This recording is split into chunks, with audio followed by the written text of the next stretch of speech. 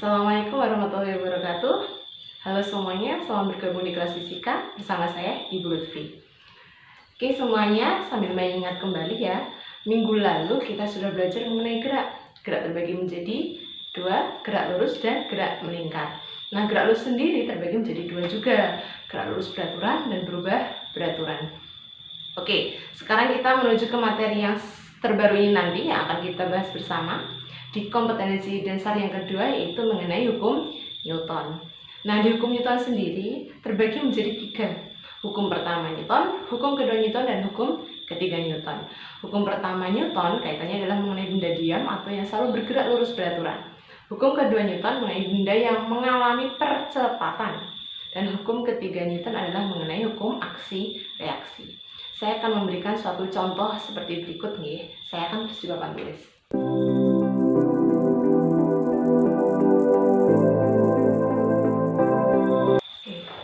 Seperti kalimat yang saya tulis di papan tulis. Sinta bersepeda motor ke sekolah. Ketika melewati gang kecil, ada seekor kucing berlari. Karena kejadian itu, Sinta mengerem mendadak sehingga tubuhnya terjengkang ke depan. Sinta melanjutkan perjalanannya. Saat Sinta sampai di parkiran sekolah, dia mengerem pelan sehingga roknya bergesek pelan dengan jok sepeda motornya. Dari kalimat yang sudah saya tulis di papan tulis ini, ternyata ada kaitannya mengenai hukum pertama Newton, hukum kedua Newton, dan hukum ketiga Newton. Kita ingat kembali mengenai hukum pertama Newton, yaitu mengenai benda yang diam atau gerak lurus beraturan, tapi juga memiliki makna bahwasanya si benda itu mengalami sesuatu yang disebut dengan mempertahankan keadaannya atau mengenai inersianya.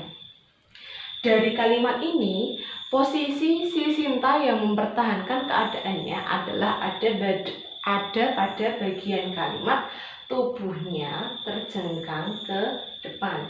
Ini mengenai hukum pertama Newton. Di situ kan kondisinya tubuhnya sedang mempertahankan keadaannya biar tidak terjatuh, begitu ya.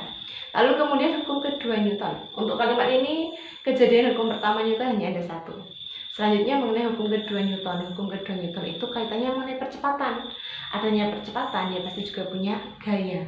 Nah, di sini yang kaitannya mengenai percepatan, itu kan berarti kecepatannya semakin bertambah. Ada pada kata atau kalimat berlari. Berarti kan kecepatannya selalu bertambah di hukum kedua Newton. Lalu kemudian mengerem mendadak.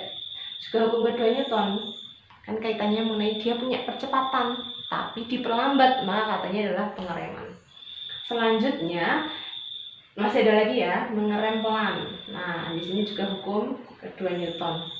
Selain ini juga punya satu lagi, yaitu mengenai gaya gesek di sini. Ini juga mengenai hukum kedua Newton. Yang terakhir mengenai hukum ketiga Newton, yaitu mengenai aksi reaksi. Adanya aksi maka terjadi suatu reaksi. Pada kalimat ini mengenai aksi reaksi adalah pada satu kalimat utuh, yaitu dia mengerem pelan sehingga rok bergesek pelan dengan jok sepeda motor. Nah, di sini yang saya kurung ini adalah hukum ketiga Newton. Ternyata di kehidupan sehari-hari kita itu kaitan erat banget dengan hukum Newton ya. Nah, ini tadi cuma satu contoh singkat aja dari saya. Kalian pasti juga akan menemukannya di banyak kejadian di lingkungan kalian. Begitu aja yang bisa saya sampaikan. Saya akan kalian bisa membuka modul yang sudah saya berikan linknya di bawah sini. Lalu kalian bisa kemudian mencatatnya di buku catatan masing-masing.